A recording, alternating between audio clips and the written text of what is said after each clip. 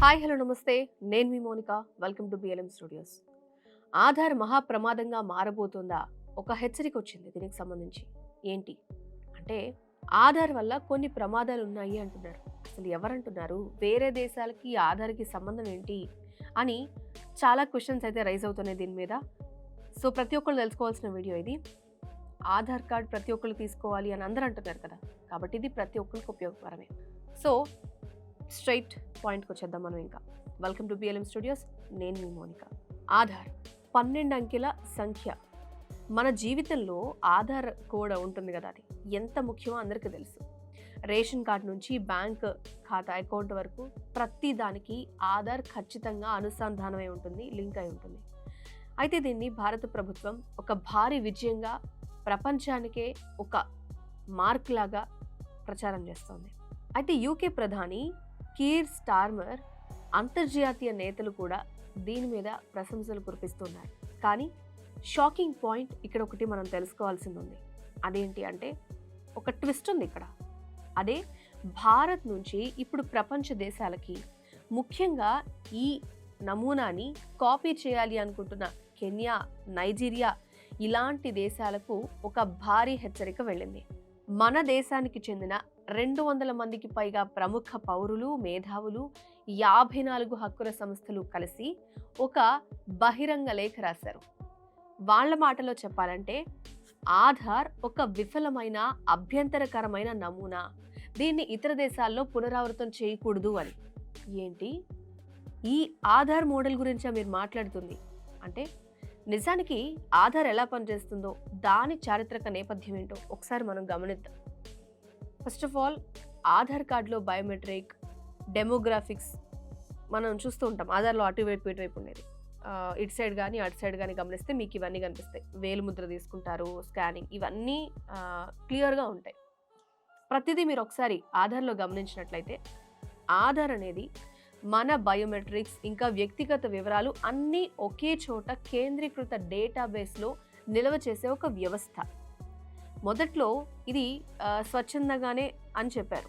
కానీ ప్రభుత్వ రాయితీలు, సంక్షేమ పథకాలు, చివరికి సిమ్ కార్డ్ కోసం కూడా దీన్నే అడిగేసరికి అసలు ఇది లేకుండా జీవించడం వల్ల కాదేమో, అసాధ్యమేమో అన్నట్టుగా మారిపోయింది. ఈ విషయం అందరికీ తెలుసు.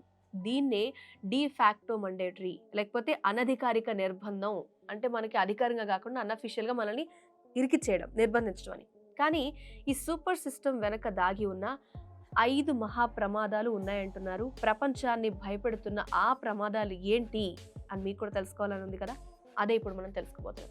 అయితే ఏంటి ఈ 5 ప్రధానంగా ఉన్న రిస్కులు అని అంటే, ఈ హక్కుల సంస్థలు ఇంకా మేధావులు కొన్ని క్వశ్చన్స్ రైజ్ చేస్తున్నారు. అవే ఆందోళన కలిగించేవిగా ఉన్నాయి. మొట్టమొదటిది నిఘా, నియంత్రణ, సర్వైలెన్స్ కానీ సోషల్ కంట్రోల్ కానీ. ఈ 2 పాయింట్స్ని చూస్తే ఇలా అన్ని వివరాలన్నీ ఒకే దగ్గర ఉండటం వల్ల అధికారంలో ఉన్న ప్రభుత్వం, గవర్నమెంట్ కానీ, ముఖ్యంగా నిరంకుశ ప్రభుత్వాలు అంటే మేము చెప్పిందే వినాలని వర్షంలో ఉన్న ప్రభుత్వాలు అయితే డేటాబేస్ని సామాజిక నియంత్రణగా మార్చుకుంటే అది చాలా ప్రమాదకరం అంటున్నారు. మన బ్యాంకు ఖాతా కానీ, రేషన్ కానీ, ఫోన్ నెంబర్ కానీ అన్ని ఆధార్తో లింక్ అయి ఉన్నాయి కదా. అలాంటప్పుడు ప్రభుత్వం మన మీద పూర్తిగా నిఘా పట్టే అవకాశం అనేది ఏర్పడుతుందనేది ఫస్ట్ పాయింట్. ఆ తర్వాత డేటా సెక్యూరిటీ ఇంకా గోప్యత ఉల్లంఘన, ప్రైవసీ, సెక్యూరిటీ, ప్రైవసీ గురించే రెండో పాయింట్.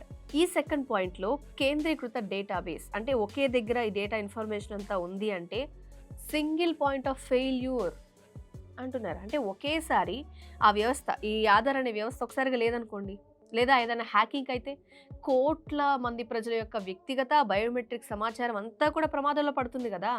అంటే సెక్యూరిటీ, ప్రైవసీకి భంగం కలిగే అవకాశం చాలా ఎక్కువగా ఉంది కదా అనేది సెకండ్ పాయింట్. ఇక మూడోది ఎక్స్క్లూషన్ ఆఫ్ పూర్ అంటే పేదలందరినీ బహిష్కరించే ఒక ప్రక్రియ. ఎలా అంటే ఆధార్ ప్రధాన లక్ష్యం ఏంటి? అవినీతిని అరికట్టడం అన్నారు. కానీ పేదల వ్యవస్థ నుంచే బహిష్కరిస్తోంది అంటే మీకు ఎలా అనేది ఒకసారి చూద్దాం. ఫస్ట్ ఆఫ్ ఆల్ దీనిలో బయోమెట్రిక్ ఫెయిల్యూర్ గురించి చూద్దాం.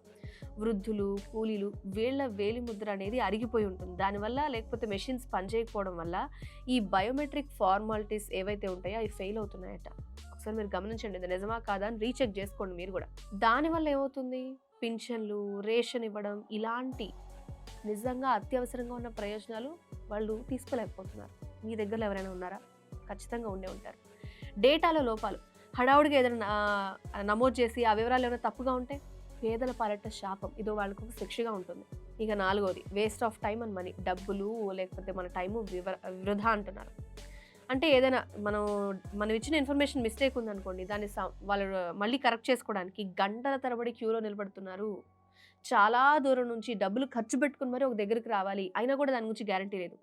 సో సమయం కానీ డబ్బు కానీ వృధా అవుతుంది. మరి దీన్ని ఎవరు భరిస్తారు? ఎవరికైతే చదువు రాకుండా నిరక్షరాస్యులుగా ఉన్నారో వాళ్ళ నిస్సహాయతే కదా ఇదంతా. అవునా కదా? ఇది మీకు కరెక్ట్ అనిపిస్తుందా లేదా? ఈ పాయింట్స్ వాళ్ళు రైజ్ చేసిన క్వశ్చన్స్. చివరిగా 5వ పాయింట్ ఇప్పుడు మనం చూడబోతున్నాం. లీగల్ ఓవర్ రీచ్, అంటే చట్టాలని ఉల్లంఘించడం. అసలు ఈ వ్యవస్థే చట్టబద్ధత లేకుండా స్టార్ట్ అయింది అంటున్నారు.